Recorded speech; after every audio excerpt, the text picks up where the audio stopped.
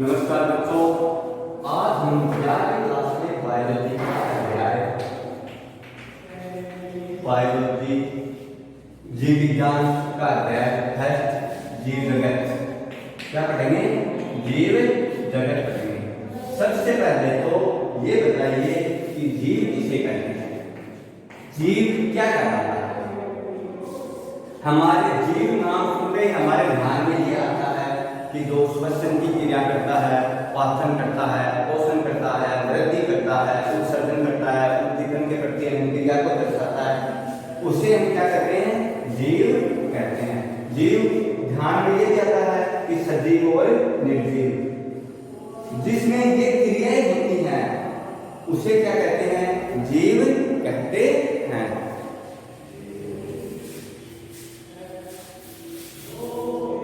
जिसमें श्वसन, उत्सर्जन, पाचन, वृद्धि, उद्दीपन के प्रति अनुक्रिया, उद्दीपन के प्रति अनुक्रिया,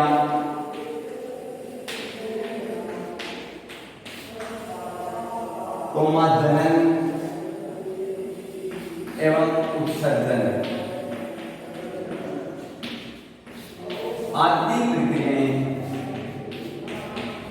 प्रक्रियाएं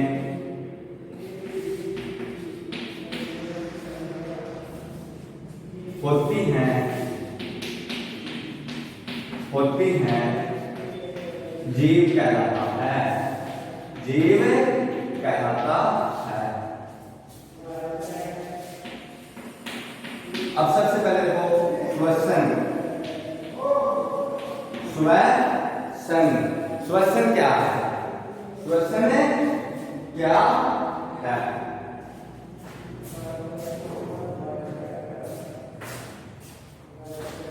श्वसन के दौरान क्या लिखोगे?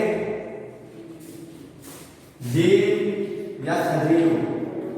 सजीव श्वसन के दौरान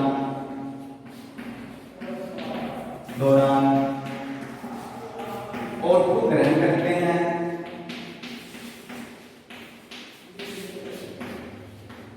तथा CO2 विमुक्त करते हैं। अब यहीं पर ध्यान से सुनना, पौधे होते हैं ना, पौधे वो भी श्वसन के दौरान O2 ग्रहण करते हैं तथा CO2 का क्या करते हैं? निर्मोचन करते हैं, बाहर निकालते हैं। प्रकाश संश्लेषण की क्रिया के दौरान, कौन सी क्रिया में? प्रकाश संश्लेषण की क्रिया में पौधे CO2 ग्रहण करते हैं तथा O2 को बाहर निकालते हैं। तो ये हो गया श्वसन। उसके बाद पाचन, सजीव ऊर्जा प्राप्त करने के लिए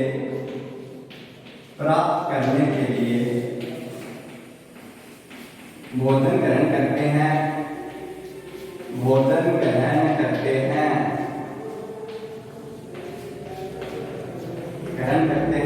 और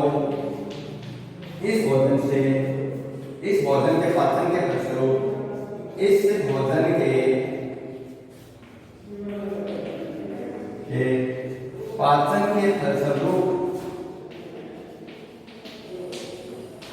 के फलस्वरूप ऊर्जा प्राप्त होती है। इस ऊर्जा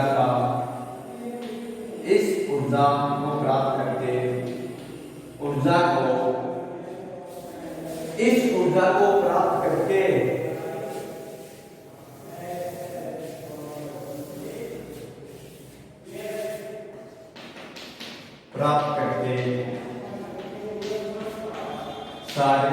अन्य शारीरिक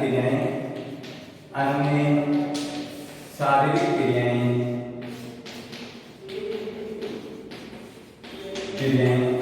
संपन्न करते हैं। उसके बाद वृद्धि क्या है? वृद्धि। आपने छोटा सा पौधा लगाया इतना, उसके बाद वो धीरे धीरे बड़ा होता है, फिर एक विशाल वृक्ष बन जाता है। आपने कुत्ते का छोटा सा पिल्ला देखा होगा, इतना सा देखते हो, उसके बाद वो बड़ा हो जाता है। तो ये इसमें क्या होती है, वृद्धि होती है, और यह वृद्धि शारीरिक वृद्धि कहलाती है। क्या कहलाती है, शारीरिक वृद्धि कहलाती है। तो क्या लिखोगे, सजीवों का वृद्धि एक विशिष्ट गुण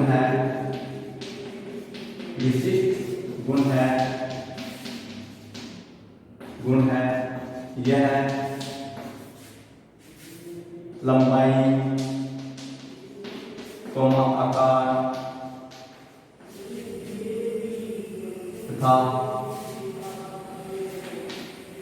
उसके शारीरिक आमाप में होती है, उसके शारीरिक आमाप में होती है। नोट करा के क्या लिखोगे,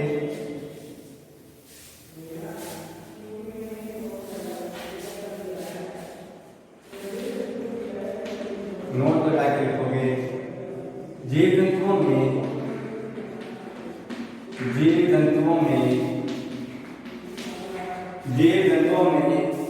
वृद्धि एक निश्चित आयु तक, एक निश्चित आयु तक होती है। जीव जंतुओं में वृद्धि एक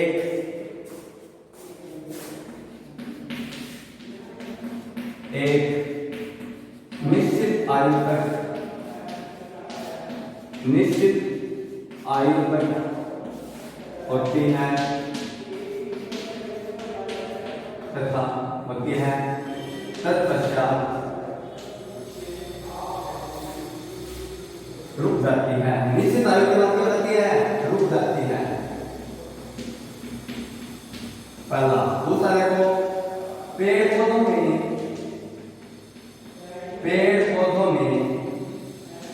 वृद्धि जीवन पर्यंत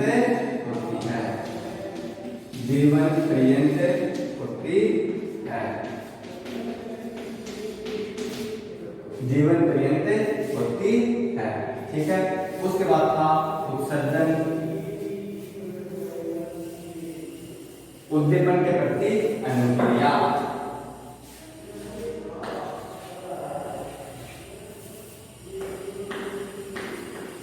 उद्दीपन के प्रति अनुक्रिया।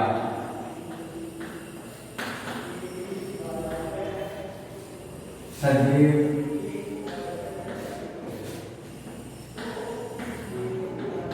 उद्दीपन के प्रति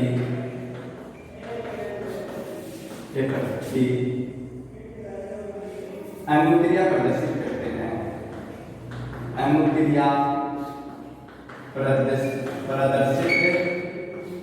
करते हैं। समझो, आपका पैर जब आलतीन पर रखा जाता है तो आपका पैर अपने आप ऊपर उठ जाता है। यह प्रक्रिया उद्दीपन को दर्शाती है। जब आपके त्वचा पर कोई गर्म वस्तु लगती है तो आपका हाथ पीछे की ओर हट जाता है। तो ये क्या है, उद्दीपन के प्रति अनुक्रिया है। इसी प्रकार से पौधों में एक सुई का पौधा होता है। जब उसकी पत्तियों को क्या किया जाता है, छुआ जाता है तो क्या करती है, सिकुड़ जाती हैं। उदाहरण के लिए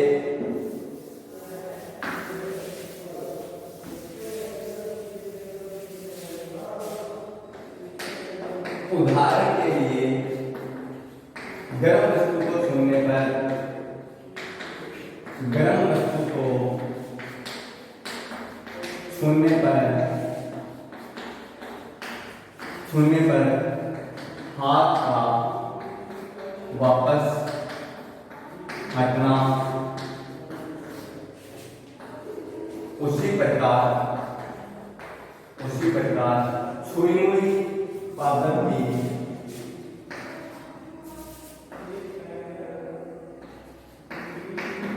सोई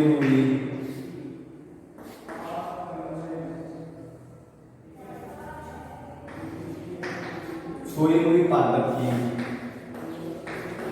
की पत्तियों को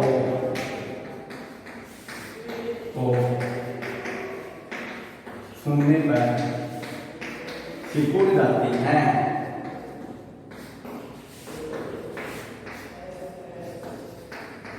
सिकुड़ जाती है। ये हो गया उद्दीपन की प्रतिक्रिया। फिर है उत्सर्जन। क्या है? उत्सर्जन।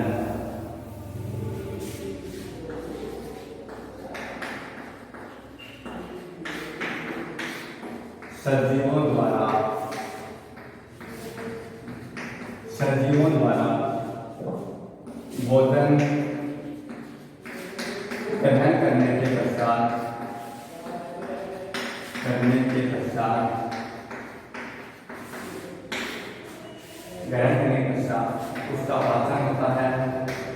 उसका पाचन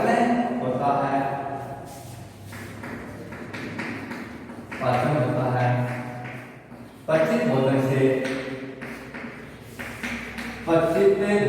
से ऊर्जा प्राप्त होती है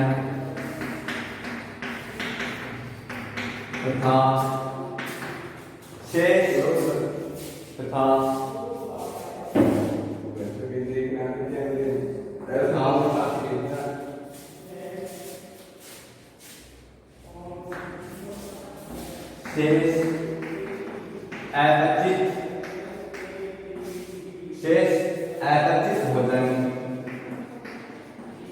अपचित भोजन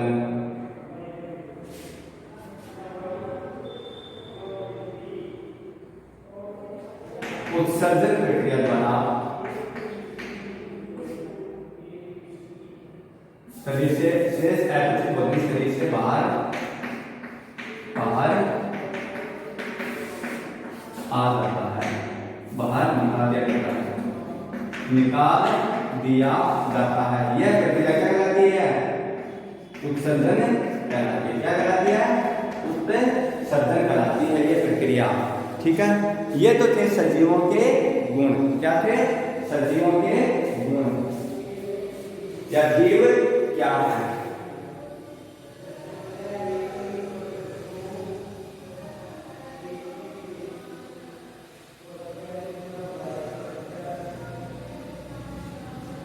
उसके बाद में क्या आता है? वर्गीकरण आता है। क्या आता है? वर्गीकरण।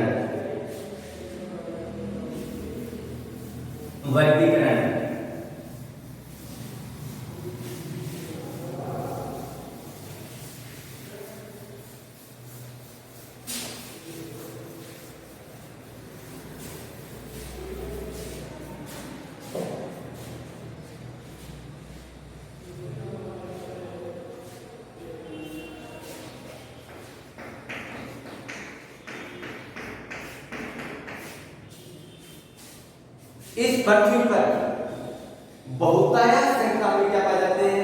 जंतु भी पाए जाते हैं। उनमें एक कोशिकीय के जीव भी हो सकते हैं, बहुकोशिकीय के जीव भी हो सकते हैं। उसी के अनुसार बहुतायत में क्या पाया जाता है? पादप पाए जाते हैं। अतः जंतु जगत और पादप जगत को क्या कहा गया है? अलग अलग वर्गीकरण किया गया है। इनको जंतु जगत और पादप जगत, इनको क्या कहा गया है? अलग अलग वर्गीकरण किया गया है। तो क्या लिखेंगे कि जीवों का एक साथ अध्ययन करना क्या है? असंभव है। अतः इनको अलग अलग रखा गया है। इस प्रक्रिया को क्या कहते हैं? वर्गीकरण कहते हैं। क्या कहते हैं? वर्गीकरण कहते हैं।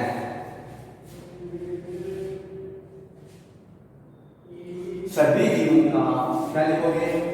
सभी जीवों का एक साथ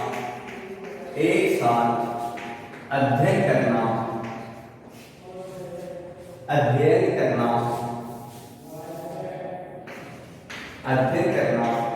संभव नहीं है। अतः संभव नहीं है। अतः एक ऐसी युक्ति या योजना बनाई गई जो इस अध्ययन को संभव कर सके क्या करता है, कर सके, वर्गीकरण कहलाता है।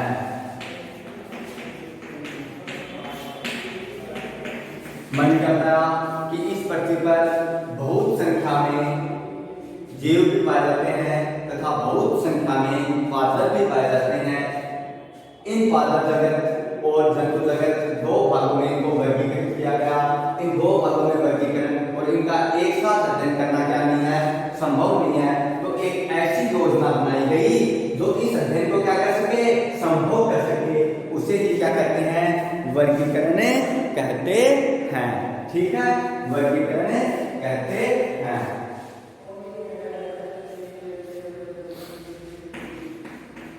वर्गीकरण समूह का पदक्रम, समूह का पदक्रम। वर्गीकरण के बारे में सबसे पहले किसने बताया, तो सबसे पहले सुनो वर्गीकरण के बारे में। वर्गीकरण के बारे में आरच व्हिटेकर, आरच व्हिटेकर, कार्ल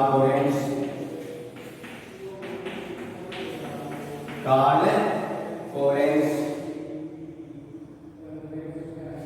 नामक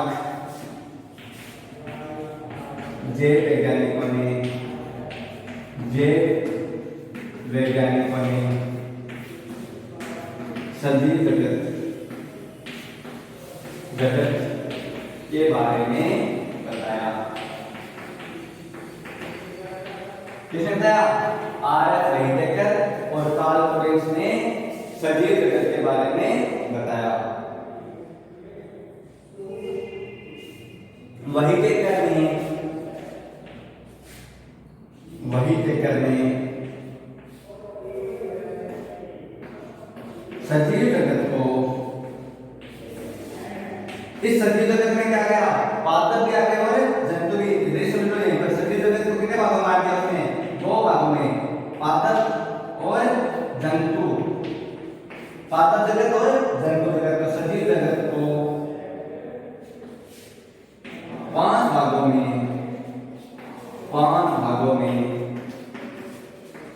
वर्गीकृत किया। 5 भागों में वर्गीकृत किया। ठीक है, 5 भागों को थे जगत को।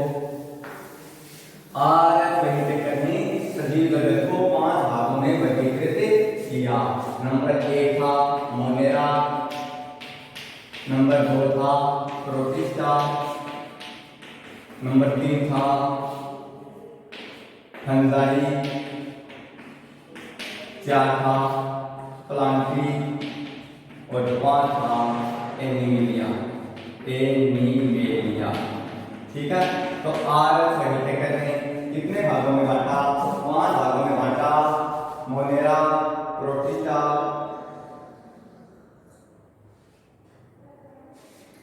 फंजाई, प्लांटी और एनीमिलिया।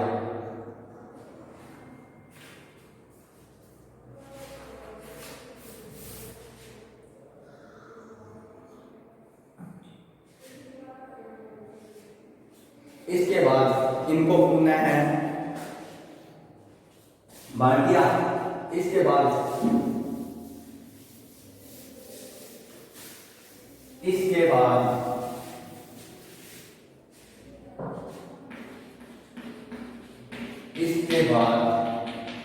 इन्हें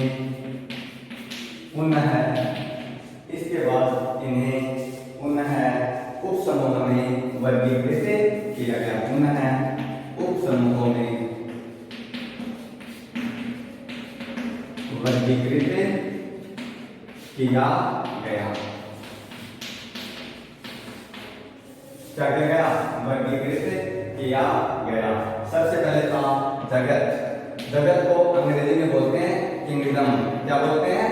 किंगडम। जगत को क्या बोलते हैं? किंगडम है। उसके बाद बोलते हैं संघ। हिंदी में संघ, अंग्रेजी में बोलते हैं फाइलम। क्या बोलते हैं? फाइलम। इन्हें पुनः उपसमूह में वर्गीकृत किया गया। जगत, किंगडम, संघ। संघ को बोलते हैं फाइलम, या इसका दूसरा नाम क्या होता है? भाग या डिवीजन। भाग या डिवीजन भी बोलते हैं इसको। इसको याद रखना है। उपसमूह में बांटा गया जगत। जगत को क्या बोलते हैं?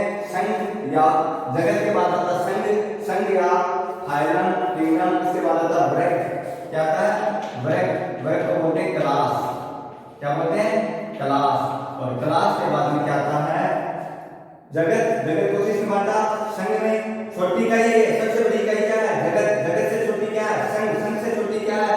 वर्ग है। और वर्ग के बाद क्या आता है? गण। क्या आता है? गण। गण से छोटी इकाई है ऑर्डर, जिसको क्या बोलते हैं? ऑर्डर। और ऑर्डर के बाद क्या आता है? कुल। क्या आता है? कुल। कुल को बोलते हैं फैमिली। क्या बोलते हैं? फैमिली। छोटी इकाई है। फैमिली के बाद क्या आता है? उसके बाद में आता वंश, और वंश के बाद में क्या आती है? जाति। क्या आती है? जाति, स्पीशीज। किसी समूह की सबसे छोटी इकाई क्या है? जाति है। क्या है? सबसे छोटी इकाई। सबसे छोटी इकाई क्या है? छोटी इकाई जाति है। और सबसे बड़ा क्या होता है? ये होता है सबसे बड़ा, सबसे बड़ी इकाई। सबसे बड़ी इकाई क्या है? सबसे बड़ी इकाई को है समूह की सबसे बड़ी इकाई जगत या किंगडम है, और सबसे छोटी क्या है? जाति है। इसको अंग्रेजी में बोलते हैं स्पीशीज। क्या बोलते हैं? स्पीशीज। ठीक है, जाति। ये हो गया। यहां तक आप याद करोगे, कंठस्थ याद करोगे। क्या बताया? दोबारा सुन लो। मैंने सबसे पहले बताया कि जीव क्या है, जीव के लक्षण बता दिए। उसके बाद वर्गीकरण बताया। वर्गीकरण के बारे में सबसे पहले आर्थ, वहीटेकर और कार्ल लोरेंत्ज ने बताया। उसने 5 भागों में वहीटेकर ने वर्गीकृत को बांटा। कौन कौन से थे? प्रोटिस्टा, मोनेरा, फंजाई, प्लांटी और एनिमलिया। इसके बाद इस समूह को पुनः कई भागों में बांटा गया।